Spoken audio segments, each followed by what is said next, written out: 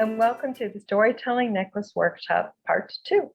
This part is for you, parents and caregivers, and I want to just talk a little bit about the benefits of storytelling and the benefits of the project that you're going to do or have done with your child, the storytelling necklace. You can see I have some hanging behind me here. You can make story necklaces out of any story. I chose Where the Wild Things Are for this project. Here's my Wild Things. I'm wearing it as a bracelet right now. I chose that one because a lot of people know the story, and there's a lot of activities you can do with them. So we're going to talk about those benefits for you. Also, some added activities that you can do with your child to extend the learning of this project. Some storytelling activities that you can do, and also a little bit about the Life is Good Playmakers playful approach and how you can use that to diminish stress in your own life and also to have a little bit of fun with your kids. So let's get started. In the program video that teaches you and your child how to do the storytelling necklace, the first thing we do is an activity called The Cool Breeze Blows. And I want to tell you just a little bit about why I chose this activity as our icebreaker. It's from Life is Good Playmakers, which I mentioned, and I'll speak a little bit more about shortly. And as you can see here, the little girl is making a motion of like blowing those wishers, but it's a cool breeze. And the way that this game is played is that someone says, the cool breeze blows for everyone who loves, and then you say something that you might love. Ice cream. If the people in the room love ice cream, they'll make the cool breeze motion like that, or maybe it's a very strong breeze and they're moving trees like that. If they don't like ice cream, they can just say nothing. And the value of this activity is, first of all, it's a lot of fun. Once you get going, it can be really fun, but also it engages the kids in talking and others. You can do it with adults actually too. It engages people in learning about likes and dislikes, commonalities and differences, and accepting those and celebrating those, which is an important skill for being together in a group. So it's and if you have a good sized group, you can stand in a circle and you can move across to take the other person's place, which is a nice kind of added thing to make it more active, which can be great for kids. Kids can also make up the actions that they do. I change it up in this one to the Wild Things Roar. So they can do their Wild Thing Roar for everyone who loves the color blue. But kids can pick the different things that are loved, or and they can also choose the activities. So for instance, they might want to do the bunny hops for everyone who loves the color blue, or the bunny ears wiggle for everyone who loves the color blue, or whatever it is that they would like to do. It's quite a lot of fun and a good way to get things started. So I mentioned the Life is Good Playmakers. It's an organization that works with kids, predominantly kids of preschool age, but they do apply the principles of their research-based activities to school-age children as well. And what I really love about this organization is that they have what's called a playful approach to all of the games and activities that they teach. And a playful approach is a little different than play. Play is wonderful, we know.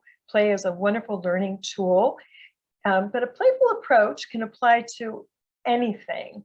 So you can apply that playful approach to something as mundane as washing dishes, and I'll tell you a little bit about that in a moment.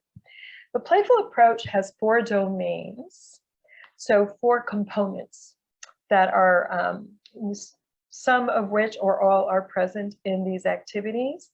The first, which you can see here, is joy. We all know what joy is. Certainly this little guy is in the midst of joy. It's that feeling of exuberance, like all is right with the world. Joy. Social connection. That's another component that we require, and that's a part of the playful approach. This one's a little scary looking, I know, for those of us who are a little afraid of heights, but I use it to represent the idea of the domain called internal control. And that might sound like self-regulation, but it's not. It is about having a base of feeling safe and confident and competent from which you can move out into the world to explore and try new things and take risks, which is why I chose this image to represent it. A perfect example of this in children that you might be familiar with is a toddler who is by the parent or caregiver and maybe toddles off just a little ways, but then looks back to make sure, am I still safe? Am I still okay? And the parent or caregiver will acknowledge with a nod or a smile or just even verbalizing, yeah, you're good, you're fine. And the toddler will continue to explore their world. That is teaching that safety, like, yes, you are safe. Yes, you are, you can explore, you can take those risks. And then sometimes you'll see the toddler come rushing back, like, oh no, I need to touch home base here. That is a wonderful example of developing internal control. And we all need that, right? Kids need that at every step of the way to be able to continue to take risks, to explore, to have that foundation of feeling competent and confident and like we are safe to do those things. Lastly, active engagement. You'll see here that the kids, particularly the ones in front, are pretty actively engaged. I'm not sure about the ones to the back, but in the front, they are certainly actively engaged. And that is flow. Flow. So in other words, being really involved in the moment. Time kind of suspends itself. We become less aware of time passing. We are absolutely involved in whatever we're doing. And that's that kind of thing when you're doing something and all of a sudden you look up and you realize, wow, hours have passed and I didn't realize it. That is active engagement. So I mentioned applying the playful approach to washing dishes, and I have a fun story about this. It's, when I took the Playmakers training, my trainer his name was Ant Toombs. Hello, Ant, up there in the world training Playmakers. He told this great story about washing dishes. He calls it busting suds, right?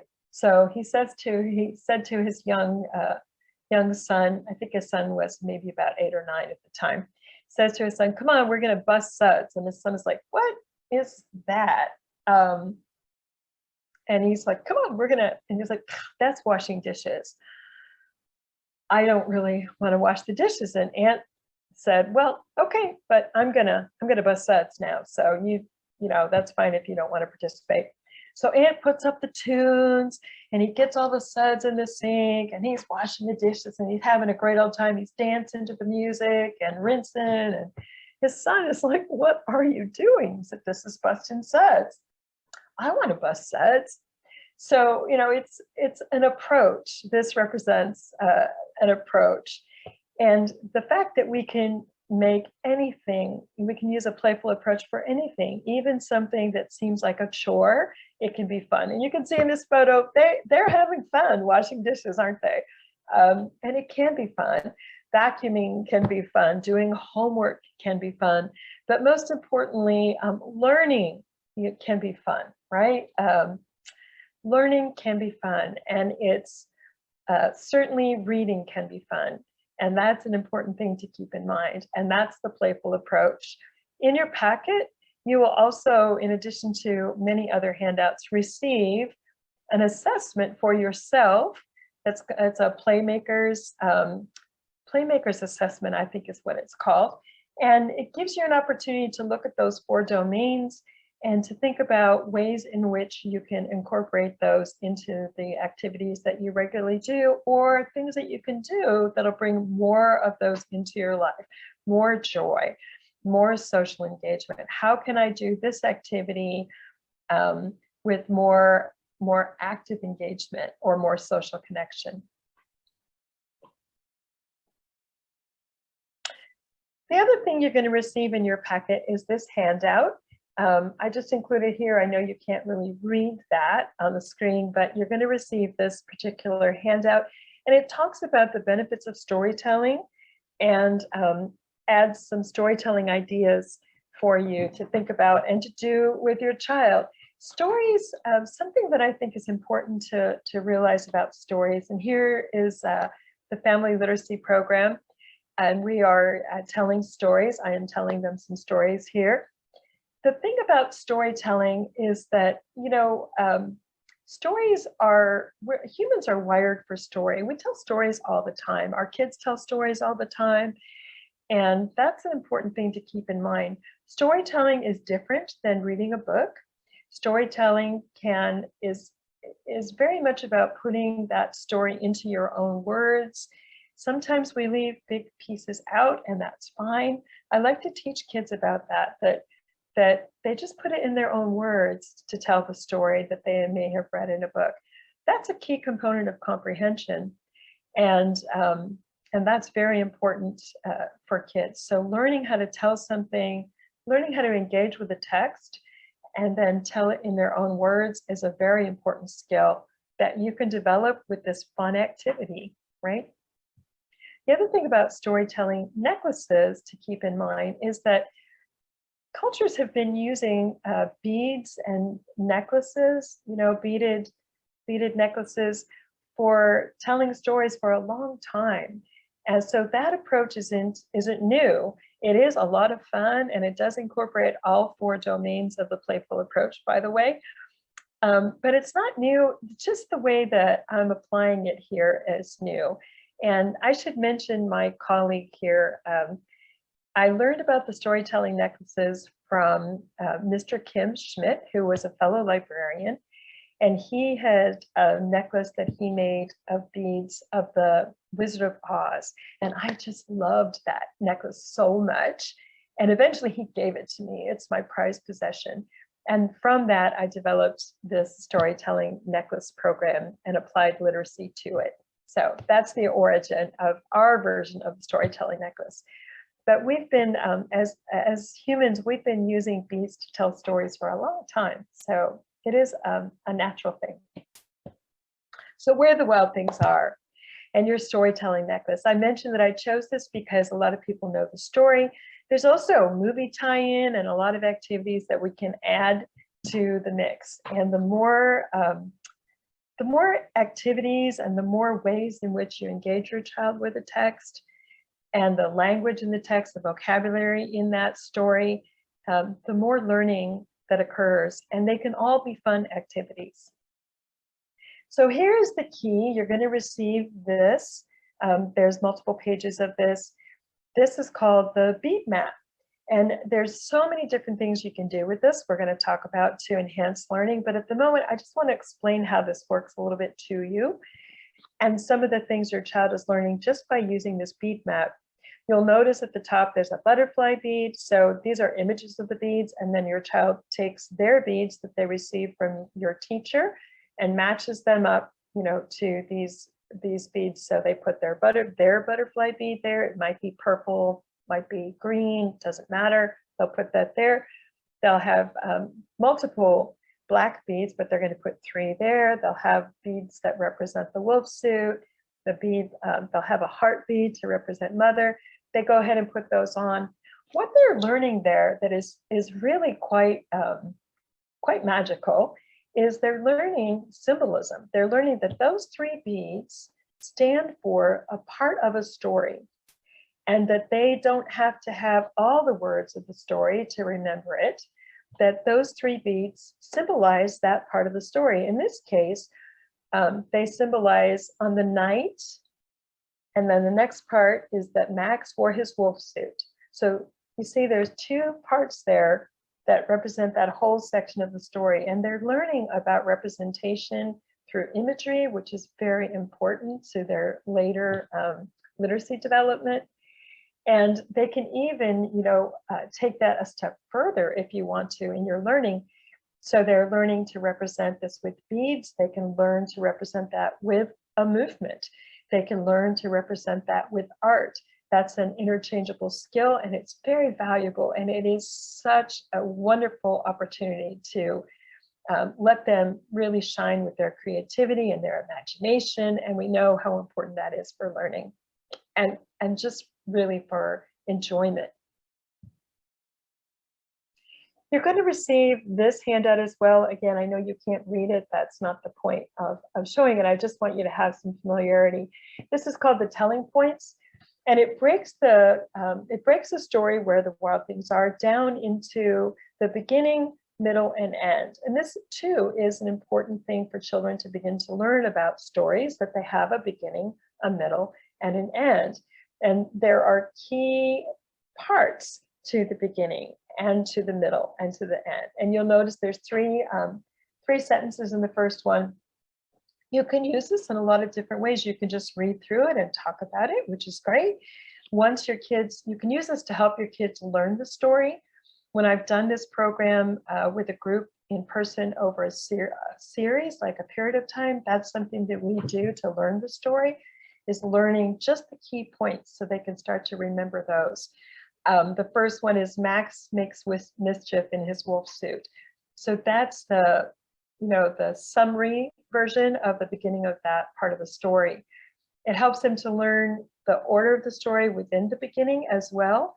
And then once they start to know this, either reading it or memorizing how the story goes, you can play games with this, which is a lot of fun. You can do activities with balls. If you're playing outside, you can tap a beach ball back and forth. You can roll it on the ground. So one person reads the first sentence of the beginning part of the story, taps it to someone else, and they say the second thing that happens, taps it to someone else who says the third thing that happens.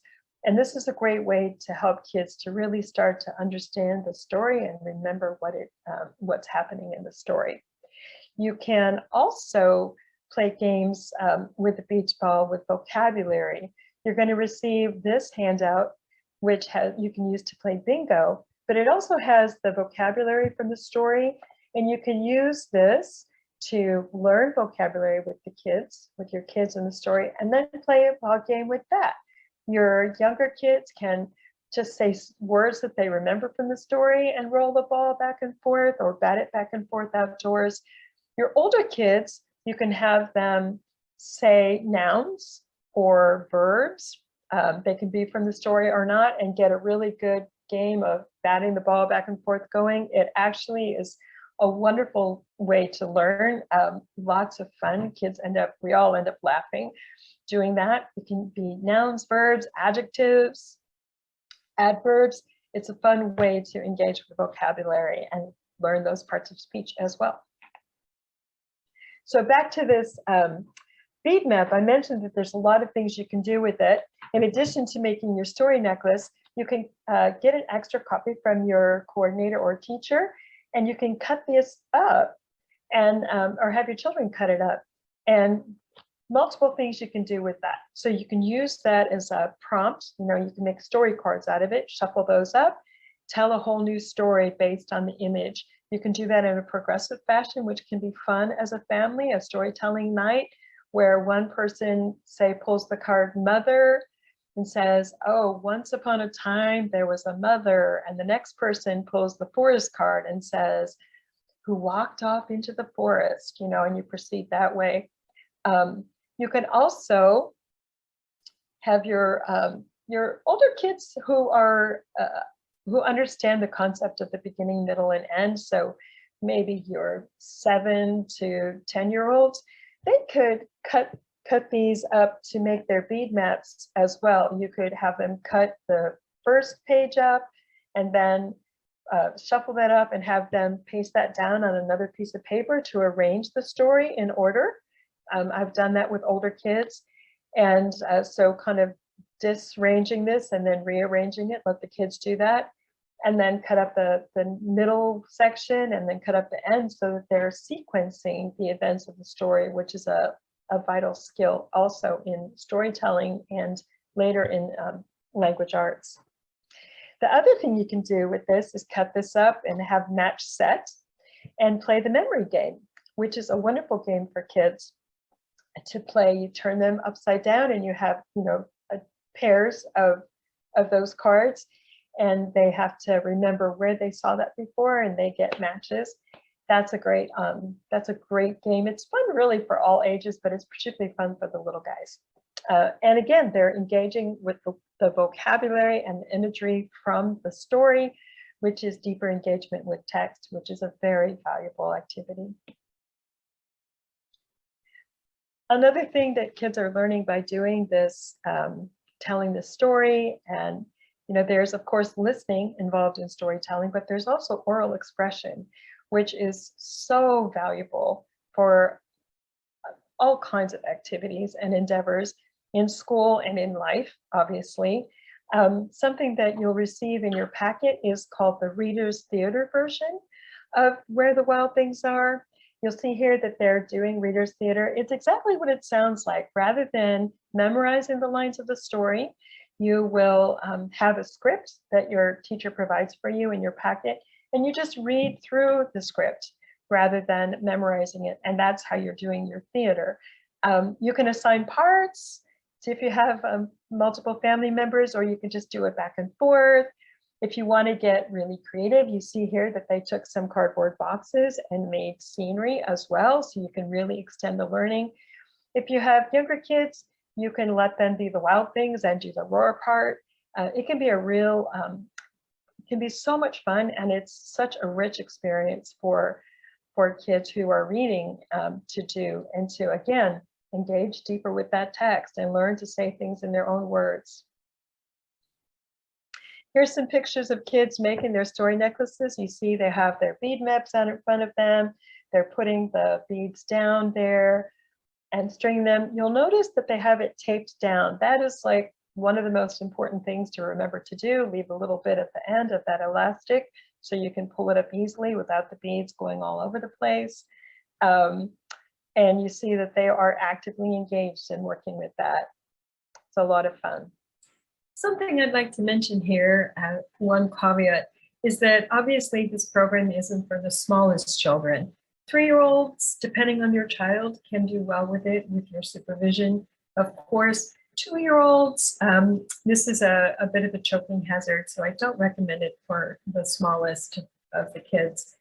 I've never had a problem with that. They're very happy to do another project, some coloring of where the wild things are. You can even let them make a paper plate mask, something like that. They draw on it and paste things on it. So provide them with something else to do, just so you have in mind and are aware. These obviously are a choking hazard for small children.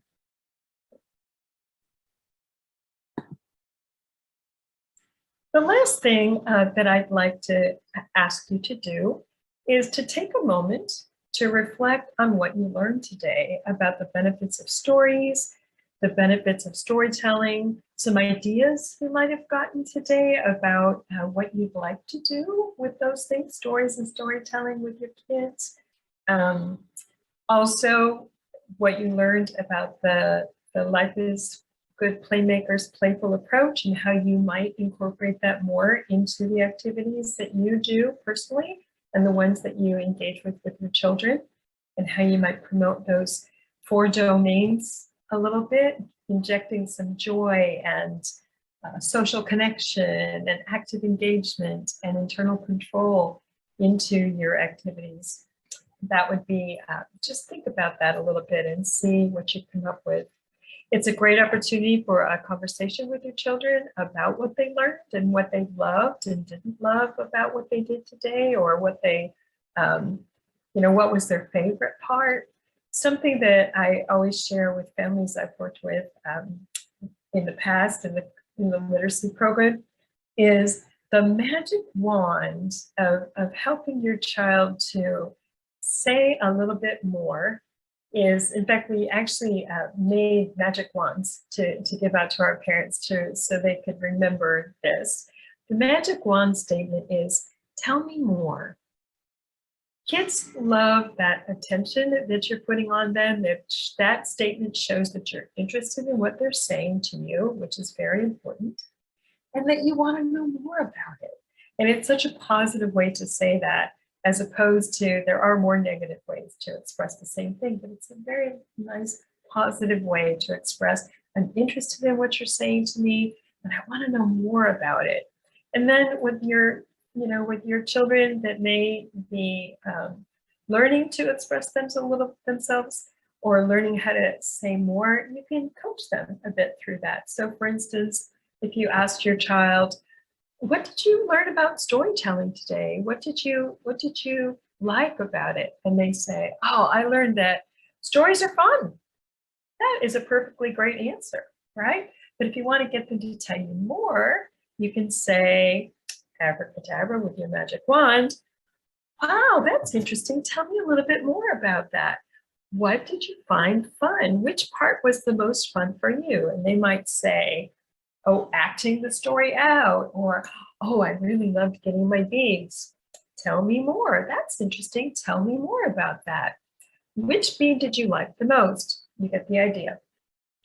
So just really helping them with your attention to learn how to express themselves even better and to reflect on their own experience, which is a highly valuable skill. And if you wouldn't mind doing this, I would really appreciate if you would take a moment to just jot a few notes down about that. It doesn't have to be a lot of writing.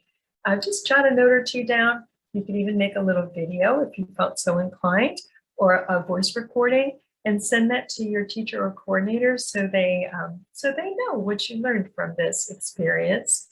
And don't forget to take some pictures and send those on too, because we love seeing what families are doing with these projects at home. So send those off as well. And I want to thank you for spending some time with me, for your very good attention, and happy storytelling. Thank you very much. Have a great rest of your day.